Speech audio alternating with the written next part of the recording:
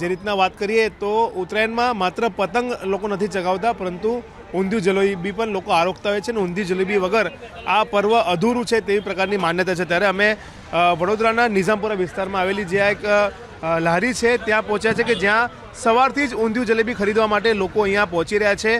આખું 500 કિલોનું જે તપેલું છે તે ભરીને વેપારી દ્વારા ઊંધિયું બનાવવામાં આવ્યું છે અને અહીંયા તમે જોઈ શકો છો કે કઈ રીતના લોકો ઊંધિયું ખરીદી કરવા માટે આવ્યા છે, કારણ કે એક પરંપરા છે ઉત્તરાયણ તહેવારની કે ઊંધિયું અને જલેબી વગર આ તહેવાર અધૂરો છે અને તેને લઈને જ અહીંયા વેપારીઓ દ્વારા સવારથી જ ઊંધિયું અને જલેબી જે છે તે ગરમ ગરમ અહીંયા બનાવવામાં આવી રહી છે।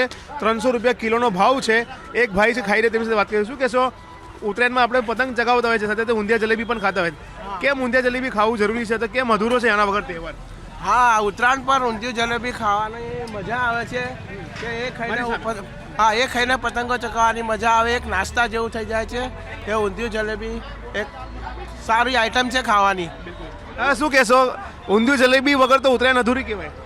અમે તો પહેલાં રાહ જોઈએ છીએ કૈલાસભાઈનું ઊંધિયું કાઢે અમને ખાવા મળે, કારણ કે ઉત્તરાયણમાં અમને ઊંધિયું એમનું બહુ સારું એ હોય છે, સ્વાદ બી હોય છે।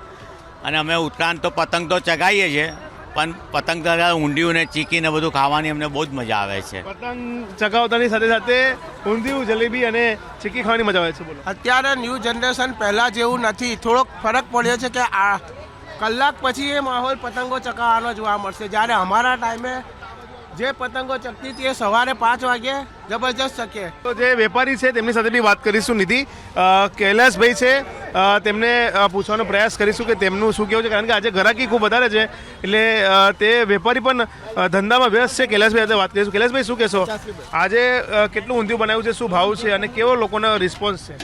આ વખતે અમે 500 કિલો જેવું ઊંધિયું બનાવ્યું છે અને આ વખતે અમે 300 રૂપિયા કિલો રાખ્યા છે। એનું મેઇન કારણ એ છે કે આ વખતે શાકભાજી સસ્તી છે થોડી, અને વર્ષોથી અમે અહીંયા, હું 35 વર્ષથી ધંધો કરું છું અને મને ગ્રાહકોનો બહુ સારો રિસ્પોન્સ હોય છે। ગ્રાહક એરિયો છોડીને જતો રહ્યો હોય તો પણ બીજા એરિયામાંથી અહીંયા ઊંધિયું લેવા માટે આવે ને આવે જ છે। કેટલા વાગ્યા, કેટલા કિલો છે અને કઈ રીતે કેટલા લોકો ખરીદવા આવતા?